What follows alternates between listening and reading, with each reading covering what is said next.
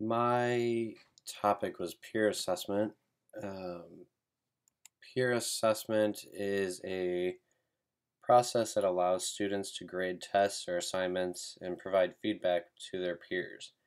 Usually, there's a rubric involved that helps students understand what is expected and what is graded on that paper or assessment.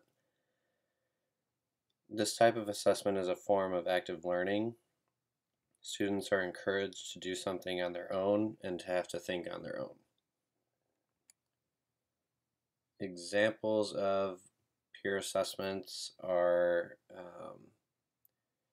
breaking a large assignment into smaller parts. So if you have a research paper that's a huge research paper, you can break that into smaller parts, and before you have the final draft due, you can have students bring in their rough draft and they can peer review and kind of get some instant feedback on that rough draft. If you're giving an oral presentation, you could have students in the class give instant feedback to the person giving the oral presentation.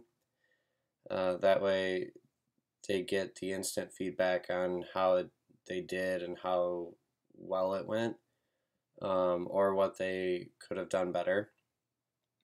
But either way, it's going to be a lot faster than a teacher having to grade it, put it in the grade book, and then write their comments on that paper. Homework assignments are useful when it's used for a good reason. The peer assessment kind of gives the teacher a break in having to grade all of that homework.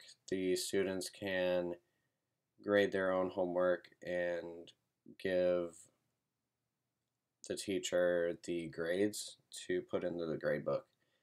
Um, Review guides are good to peer review so that we are able to know what's on the test and what should be studied and how to get to that answer and making sure that they understand that answer. There's pros and cons to peer assessment. Um, Saving time is a huge thing for students and teachers. Um, Students get that instant feedback that they need that could help them understand kind of where they're going wrong in their assignments or on a test or a quiz. Um, and it also saves teachers sometimes by some time by um, not having to go through and grade each assignment one by one.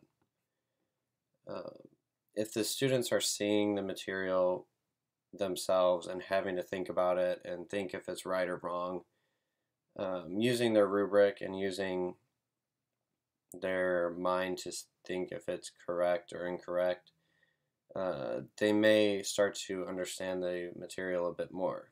Also, if they're getting the feedback from another student that may explain it a little bit differently than the teacher, it helps them to maybe understand it a little bit better.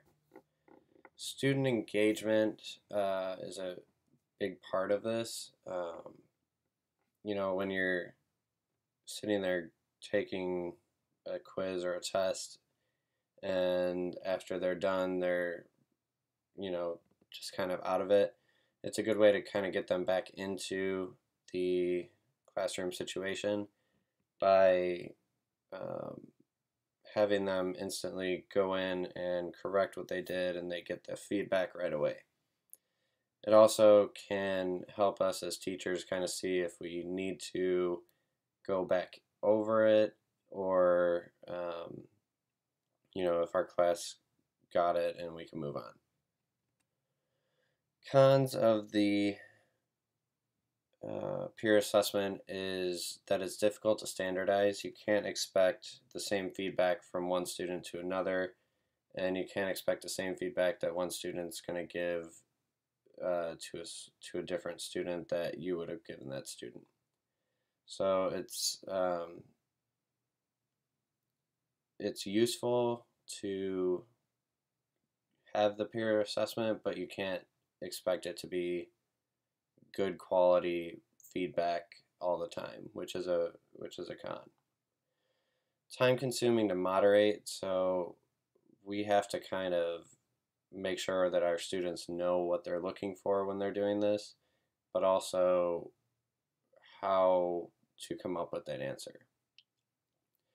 And another problem is that students may just lack confidence or the knowledge or both, and they don't want to correct their classmates. So it may end up causing us more work anyway as teachers. The outcomes of peer assessments are that it helps students and teachers with time management.